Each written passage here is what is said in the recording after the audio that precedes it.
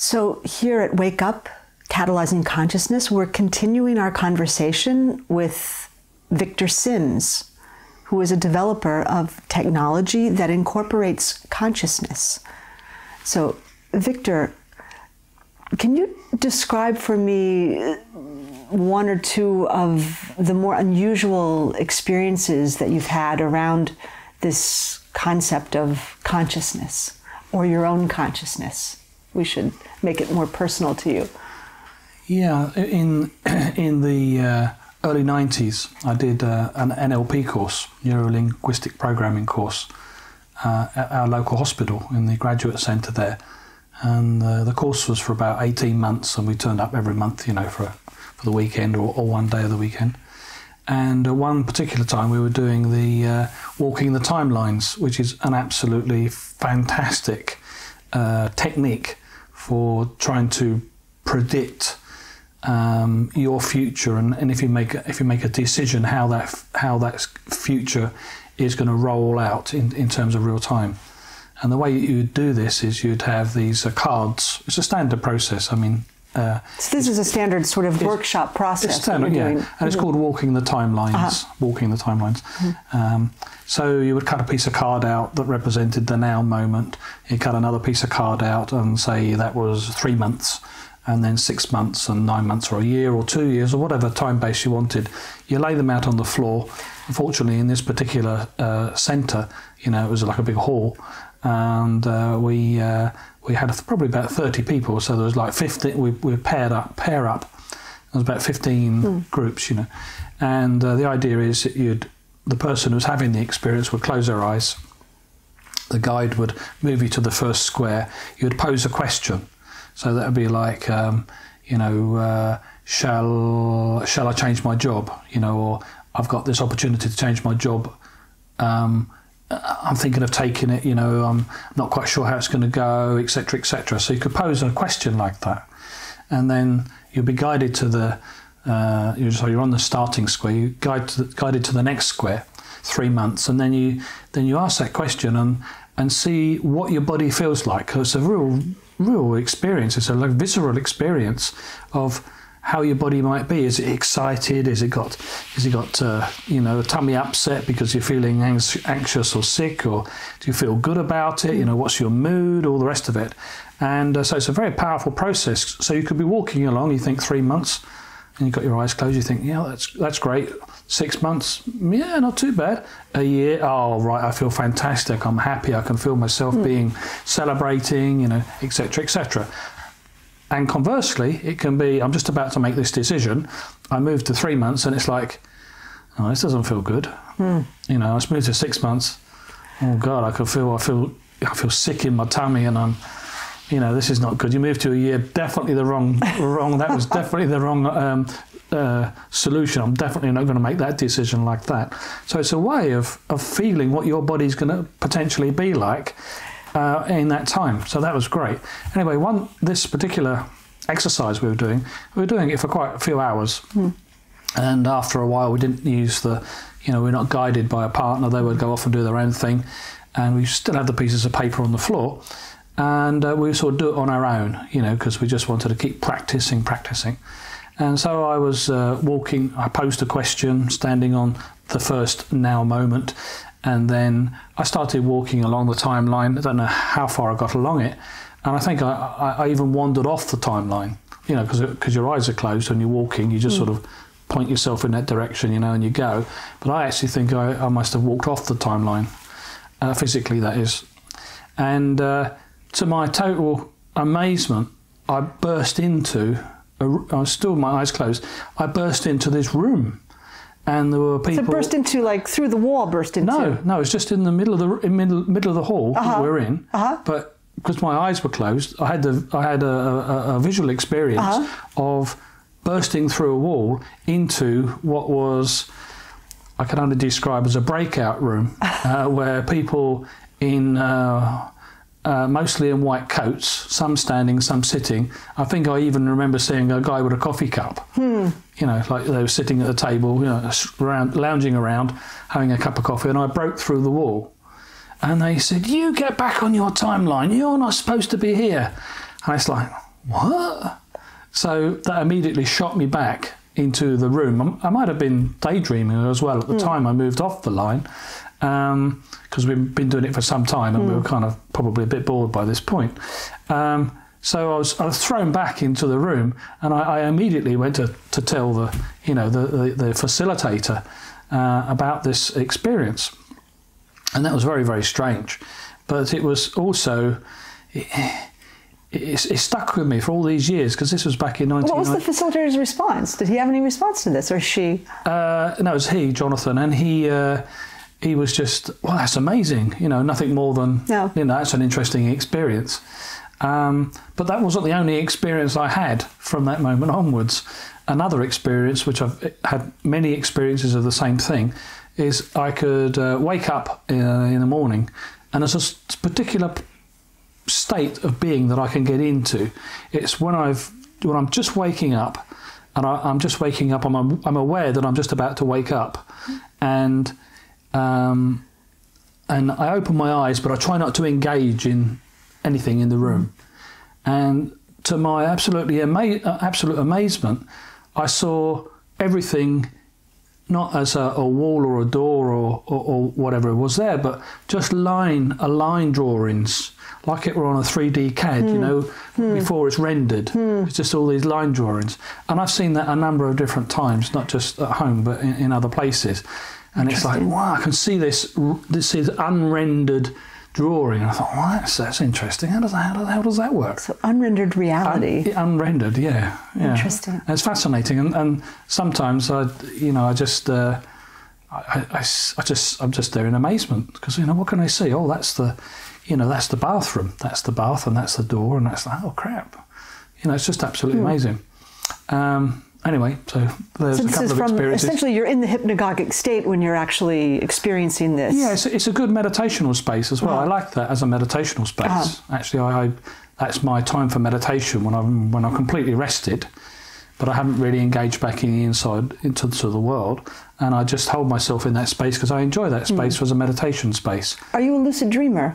Yes, sometimes. Yes, yeah, not all the time, but I do have dreams, and I am in the dreams sometimes, and I know that I'm in the dream. So how does this compare to, for example, a lucid dream, this experience of waking up to see this outline of reality? Totally different, because I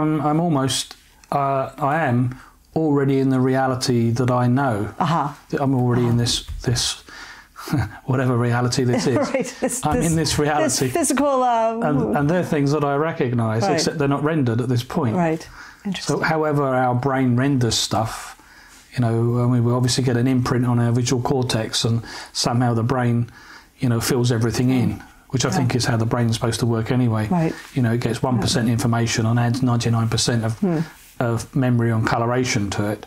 So I think this is prior to it being rendered. I find it fascinating. I've done it several times. I find your experience fascinating also. So I appreciate your sharing your experience with us.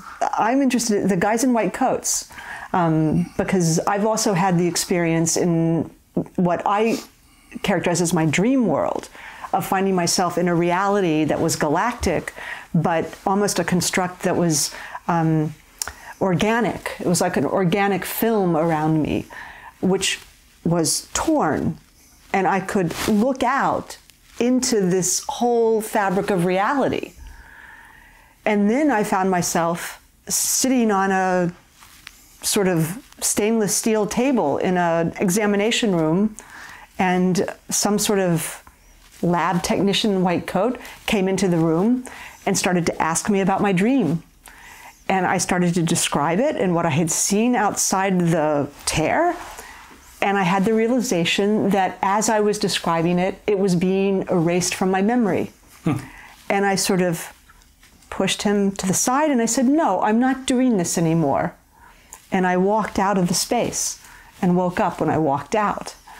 So there's some interesting parallels to your room with the technicians and the coffee. I think there's a movie also called The Adjustment Bureau. If you haven't seen it, I recommend you having a look. It's a comedy. It's a romantic comedy as well, but it's also there's some, the way they've done it is, I won't spoil it for those who haven't seen it, but it's there is another team which are not in white coats, but they have a certain type of attire that they wear, and they work outside of time, and they can freeze time and correct things. And then they press a button, then everything continues on, but with an adjustment made. And it's quite interesting, fascinating. And I wondered, where people get inspiration for this sort of movie, because they're blockbuster movies, and they take a lot of money to create these movies on an idea. And they must be having resonance with people. Exactly. Yeah. So if you've had an experience like this, share it in the comments here. We're interested in hearing your experience as well. Have you had this experience of the stopping of time standing still? Yes, I have. Yes, I've had it twice actually in my life, and I could probably not describe one of them, only because it was a sacred experience, but it involved going into the. Our son asked us.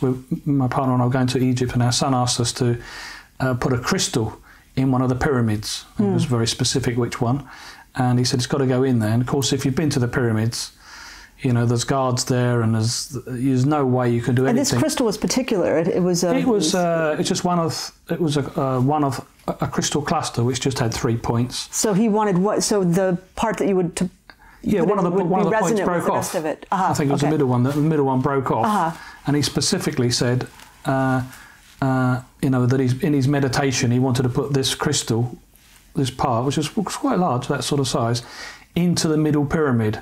So when Sharon and I got to the Giza Plateau and we looked at the middle pyramid, we thought, and it was open, and we thought, right, not quite sure how we're going to do that. Interesting. And we went in the pyramid, and around all the walkways, there's sort of wooden slatted things with ropes, and basically you can't go anywhere.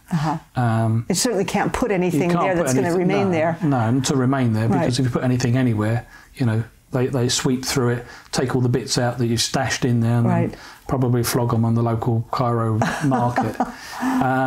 However, right at this, we were standing there thinking, that would be an ideal place to put this, because nobody's going to move this gigantic 30-ton boulder. We're just going to put it at the back. But unfortunately, the boulder was about at least 6 or 8 feet high, and anyway, so I decided to clamber up on this boulder, clamber up on the boulder literally, but literally clamber up like this, and put this crystal just behind the top of the boulder, which was in a sort of a corner of a room. Wow.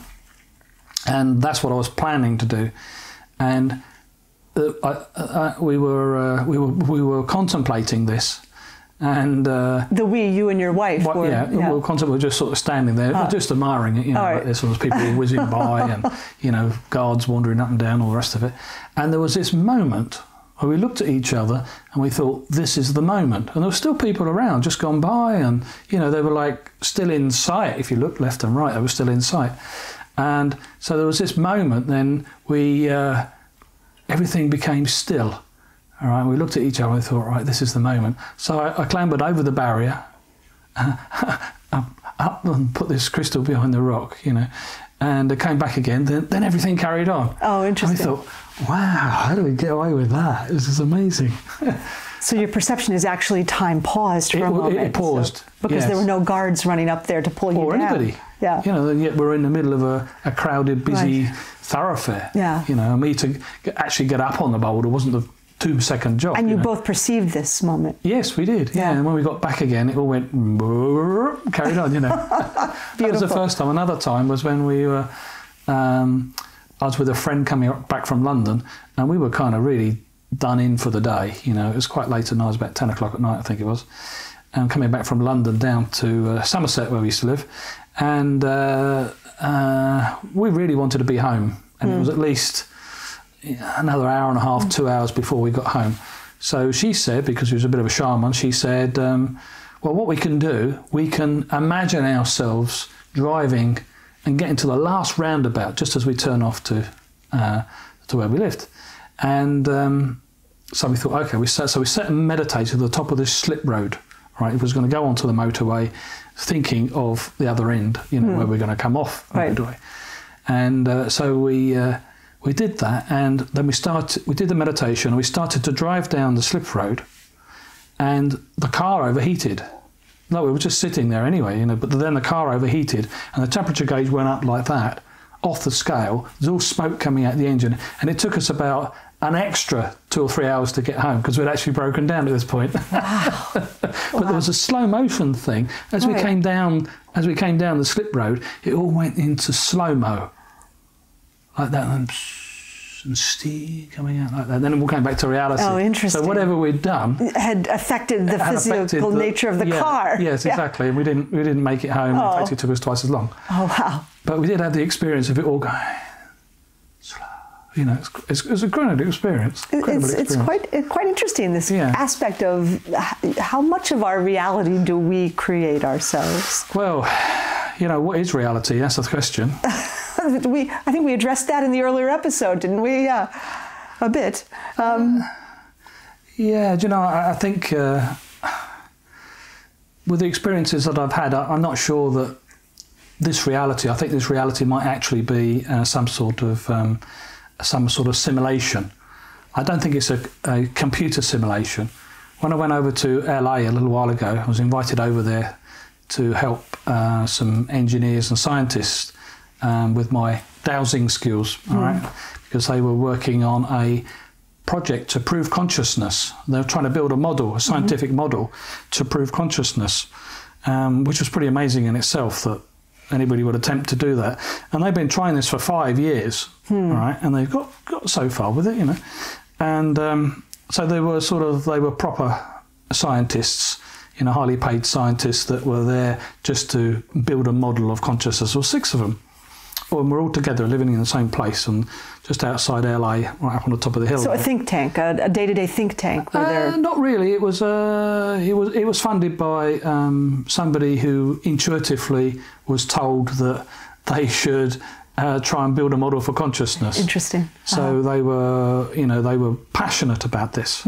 And so they researched various different scientists from different countries and put them up in this nice house on the top of on the hills of LA, up there, just outside town. Yeah. And so we stayed there in this compound, as it were, electric gates and all that sort of thing, compound. And anyway, in the evenings, because everybody was living on site or nearby, we were eating together. And I didn't really know them at this point. This is like day one, you know, of me being there. And of course, I come from a point of view of, come from a background of engineering for sure, but I also had this mischievous, magical thing that I was going to throw into the mix. So I said, so what do you think about, all this being some sort of simulation? And the whole room burst into activity. And I thought, oh, crap, they're going to crucify me with this, you know. They said, no, there's enough evidence to say that it is probably not a simulation, but it's a neural simulation, because computers being a simulation, you know, computers running a simulation, they wouldn't be able to cope with all the rendering. Right. But a neural simulation, a neural network type of simulation was absolutely possible. So they started talking about it, and it was like, wow, they've obviously been thinking about this. Interesting. Because this scientist said this scientist said this, the statistics are this, and they're bringing on all this data that they've been obviously researching upon themselves, just bringing it all into the mix, and it was awesome, to be fair, it was awesome. So I'm not sure myself. I have the intuition that it's, you know, we are actually living in some sort of reality, which is we call it a simulation. It's easier to use that word. Some sort of simulation where we are playing these different roles in this simulation. So that's why I said earlier on that it was not really a game, but we were parts of a play in this simulation. And given my experience of going off the timeline and seeing this unrendered stuff, I have to think that there must be. It feels like there's some truth in that. So your compatriot William Shakespeare got it right. Life is but a stage. Yes, that's right. Yeah. Interesting. Yeah, interesting. Yeah. I mean, there's often talk about, it's just a game. get over it. It's just a game. Just do the things, follow the rules in the game, and you'll get through the other side, sort of thing. I'm sure most people don't think it's a game, but that's what we're told sometimes. I think we're here creating a new game, actually. We're working on the creation of a new game world with the technology that you're designing. You're creating a different set of circumstances to navigate this game world. That may be true, but I think it's still within the rules. See, it's not. I don't think it's not like we've hacked the outside rules and snuck. Look at the game book or the rules and found a loophole like a backdoor password or something. I don't think we've done that. But I think we're working within the limitations of how we were evolving as conscious beings. The more consciousness that we can be aware of, the more we become aware, we realise actually, we can do all sorts of different things, because I think we have this enormous. Each person has this enormous ability to be creative, and it's only the day-to-day stuff, the fear of not having enough money to do this, the fear of paying the mortgage, the fear of this, of people having 2 or 3 jobs, that we're being kept busy. Right. But if we weren't being kept busy, I think people would have the time to explore more of their spirituality and certainly be more creative. This is an interesting point. Now we're living a very particular moment in history where there is a virus, the coronavirus, that has in fact stopped humanity. So there's the pause button has in many ways been hit right now. So I think it will be interesting to see what emerges out of that when people have the opportunity to spend some time with themselves. Yeah, that may well be the case. Apart from the forthcoming baby boom in about 9 months, right? Yeah. When that's all done and dusted and they got nothing else to do, then they may well look within. Yeah, for sure. Well, thank you again for another fascinating conversation, and thank you for joining us for this conversation. And we'll conclude right there. Thank you very much.